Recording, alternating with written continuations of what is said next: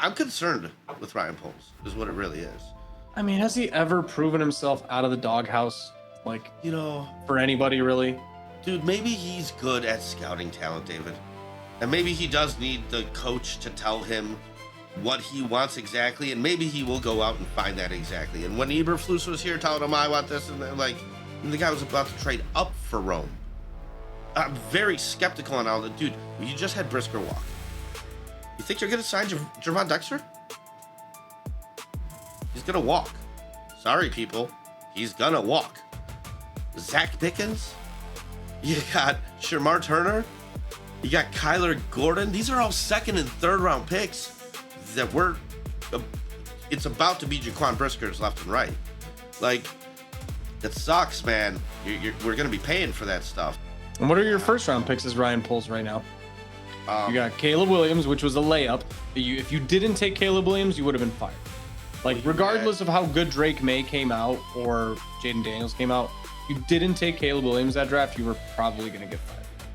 Because if Caleb Williams went anywhere else and played well, and Drake May came here and was a fucking failure, you were getting fired. At least Caleb, it was the layup pick. Nobody else could have not taken that pick.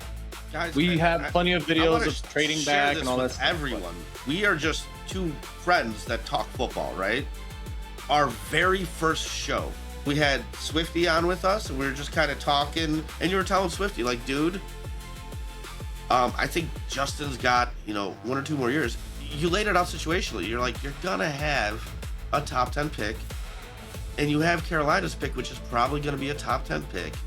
You're going to package those together and trade up for Drake May or Caleb Williams. Because what else do you have that opportunity to? That's what we thought. So, like, when you landed up with pick 1, yeah, you better draft Caleb Williams. Like, that is the most obvious fucking thing. But then since then, like, what are your early draft picks? Like you said, Shamar Darnell Turner. Wright. You got Darnell Wright. Just listen, you re-signed. If you re-sign a guy, I'm good with that. Okay, right? Good draft pick. To be fair, Darnell Wright before Ben Johnson came here was mediocre at best. Can we agree on that?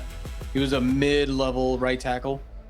Yes, I think they really good. lit a fire He was under fine. his ass last year. Yeah, I mean, a lot of players' success is based on situations and like getting the talent out of the player. Obviously, that's fine. We're not going to like say Darnell Wright didn't deserve. He's one of the best right tackles in the league now. But I think without Ben Johnson, he probably doesn't get that contract. He's just like blocking 5-step drops for Caleb again, like he did under Waldron and Eberflus. And Darnell Wright looks average and mediocre. Daron Amagaji, dude, another second and third round pick. These guys should be 7-year players on your team, man. Or at the very least, play out their contract and then get paid somewhere else while you trade them away or something. This is our argument the entire time. When you have a third round pick who overperforms, becomes worth a first round pick, you trade them. That's fine. Yes. We can live with that. But you can't live with them just falling away into the sunset and then no one even wanting to deal with them because they were that obviously bad. Right? So like, even Rome, like what does Rome need to do this year to actually get a second contract? Because I've said this from the beginning, plenty of videos of me screaming at the fucking microphone when we drafted Rome. This is the dumbest pick ever. This is the dumbest pick ever. When both of their contract time comes up and you have 3 max contracts on this team already. You have a Montez Sweat contract. You got a Darnell Wright contract. What are you going to get, a Vita Vea contract and then pay Rome and Caleb?